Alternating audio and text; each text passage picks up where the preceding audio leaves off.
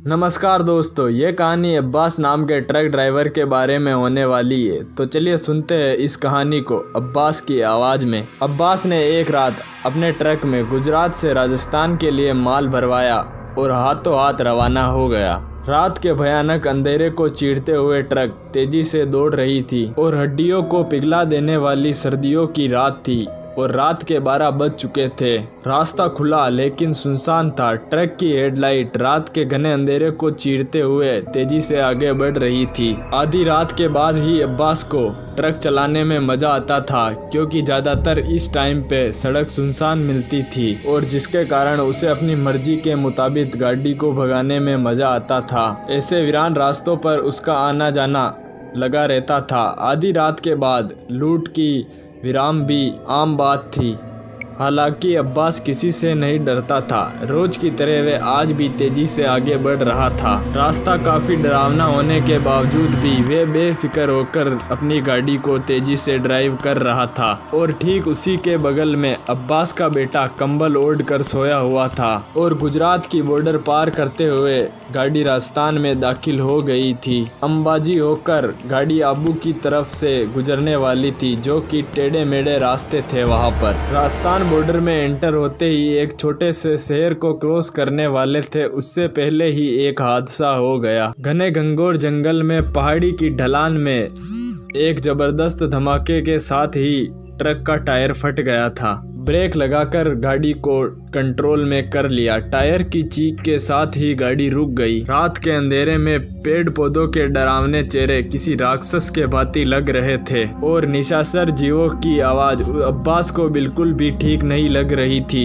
और थोड़ी ही दूरी पर भयानक घनी झाड़ियों में उल्लू तेजी से आवाज कर रहा था। अचानक लगी ब्रेक के कारण अब्बास के लड़के की गहरी नींद भी उड़ गई थी। क्या हुआ अब्बा जान? उसने मारवाड़ी लहजे में अपनी चिंता जताई। उसकी आवाज में काफी कपकपी थी। गाड़ी पंचर हो गई है, ऐसा अब्बास ने कहा। और तू उठ गया है तो टायर बदलवाने में मेरी मदद भी कर दे। ऐसी कोई घबराने की बात नहीं है, थोड़ी देर में टायर बदलकर गाड़ी तैयार हो जाएगी। और इस तरह अब्बास ने अपने बेटे का हौसला बढ़ाया। जी अब्बा जान। इतना कहकर उस्मान आसपास के जंगलों में नजर घुमाकर पिता की मदद करने लगा और किसी डरावनी कहानी की तरह ये माहौल नजर आ रहा था और ये जगह किसी भूतिया टीले की तरह दिख रही थी। हैरानी की बात थी, उनकी ट्रक के अलावा कोई भी वाहन इस सड़क पर दूर दूर तक दिखाई नहीं दे रहा था। काफी डरावना भूतिया सीन था और मैं अपने ट्रक को जैक लगाकर फटाफट नट बोल्ट खोलने लगा और फिर टायर बदल दिया।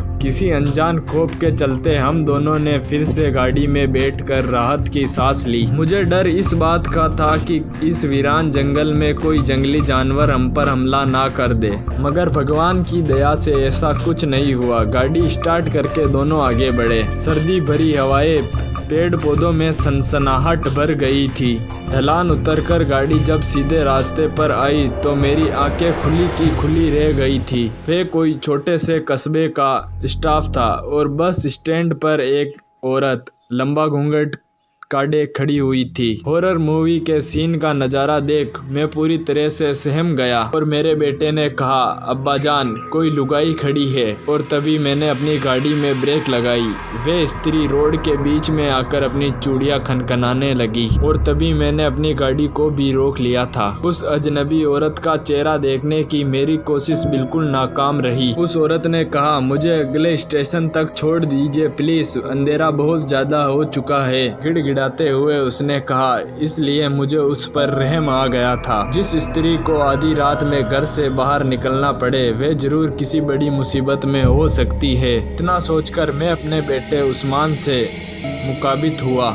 मैंने अपने बेटे से कहा, औरत को कह दे पीछे बैठ जाए, अगले स्टेशन पर उसे उतार देंगे। उस्मान ने उस स्त्री से बात करने के लिए अपना सिर खिड़की से बाहर निकाला, लेकिन वह औरत वहां से गायब हो गई थी। अब्बा जान वह औरत तो यहाँ पर है ही नहीं। उस्मान परेशान हो गया। खिड़की खोलकर पीछे देख ले एक बार। उसने मेरी बात मानकर पीछे के नज़ारे को देखने के लिए ड्राइवर सीट के पीछे लगी खिड़की को खोल दिया। उस्मान की आंख हैरत में फटी की फटी रह गई। वे तो पीछे बेटी है अब्बाजान। उसने भले ही बात अब्बाजान से ही की थी, लेकिन वे जैसे खुद को एहसास दिला रहा हो। राहत की सांस लेते हुए मैंने अपनी गाड़ी की रफ्तार को तेज कर दिया। अब अब्बास के बेटे की आवाज़ बंद हो गई थी और उसकी नींद भी खुल चुकी थी। वे औरत भयानक छलावे की तरह गाड़ी में बैठ गई और हमें पता भी नहीं चला। लगातार 2 घंटे गाड़ी भगाने के बाद मेरे जहन में एक ख्याल आया और उस औरत को जहाँ उतरना था वो स्टॉप तो पीछे चला गया। उसका पैर अचानक ब्रेक को दबा दिए। अरे उस्मान, उस औरत को उतारना था, ये बात तो मेरे दिमाग से ही निकल गई। देख देख, वे पीछे कहीं सो तो नहीं रही है। उस्मान ने फिर से खिड़की खोल कर देखा तो उसकी आंखों को फिर दूसरी बार झटका लगा। हड़बड़ाकर बोला, पिताजी, गाड़ी में तो वे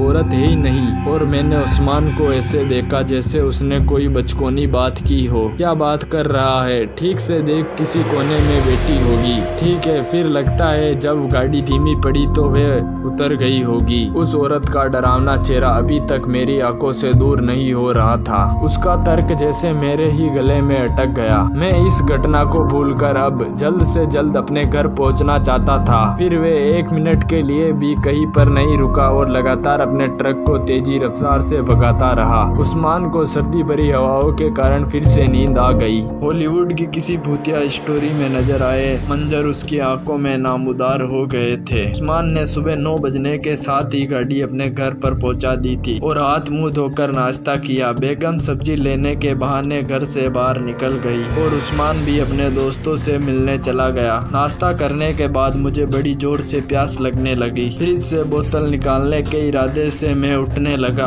अपने सामने आते हुए 2 पजामे वाले नंगे पैरों को देखकर पूरी तरह से चौंक गया और मैंने डरते हुए अपनी नजर उठाई और मेरे बदन में खौफ की सिरहन दौड़ रही थी। सुर्खमुख रंग में एक बदसूरत चेहरा मुस्कुरा रहा था। डर के मारे मेरे जैसी जान निकल गई और मैंने उस औरत से पूछा, तू यहाँ पर क्या कर रही है? तू तो रास्ते में ही उतर गई थी ना? और उस औरत ने कहा, मैं क्यों उतर जाती भला? तूने ही तो मुझे अपने साथ आने के लिए कहा है, तो मैं आपके घर में घुस गई आपकी औरत बनकर। अब मैं आपको छोड़कर कहीं नहीं जाऊंगी और किसी को बोला तो आपकी जान ले लूंगी। और मैं जा खड़ा था, वहीं पर भूत बनकर खड़ा हो गया। मुझे यकीन नहीं हो रहा था कि एक भूतनी उसके घर में मौजूद थी। अब्बास ने कहा, मेरे घर में मेरी लुगाई है। डरते डरते मैंने इतना ही बोला। दूसरी बार कहा तो तेरी हलक से जुबान खींच लूंगी। घूंघट वाली औरत ने अब्बास का गला पकड़ते हुए कहा, आपको छोड़कर मैं कहीं नहीं जाने वाली, पर मैं तुझे रखूंगा कहाँ पर? मैं बताती हूँ तने, थारे पैर की जांग में एक चीरा लगा ले और मेरे सिर के बाल काट कर तेरी जांग के अंदर सील दे। मैं वहीं पर रहूंगी। ना चाहते हुए भी मुझे उसका हुक्म मानना पड़ा। मेरी जिंदगी प्रेत बोधित हो चुकी थी। राते हुए मैंने अपनी जांग पर चीरा लगाया और उस चुड़ैल के बाल काट कर अपनी जांग के अंदर सील लिए। के बाद वो बदसूरत औरत पूरी जिंदगी भर अब्बास की घरवाली बनकर उसके साथ रहने लगी। अब्बास की असली पत्नी को डराकर उस चुड़ैल ने कभी भी अब्बास के करीब नहीं आने दिया और अब्बास दिन बे दिन दुबला पतला होता गया और एक दिन अचानक ही सब ने उसे अपने कमरे में मरा पाया। ये कहानी आपको कैसी लगी कमेंट करके जरूर बताना। अगर आपको भी अपनी स्टोरी सुनवानी है तो कमेंट कर देना अपनी स्टोरी को।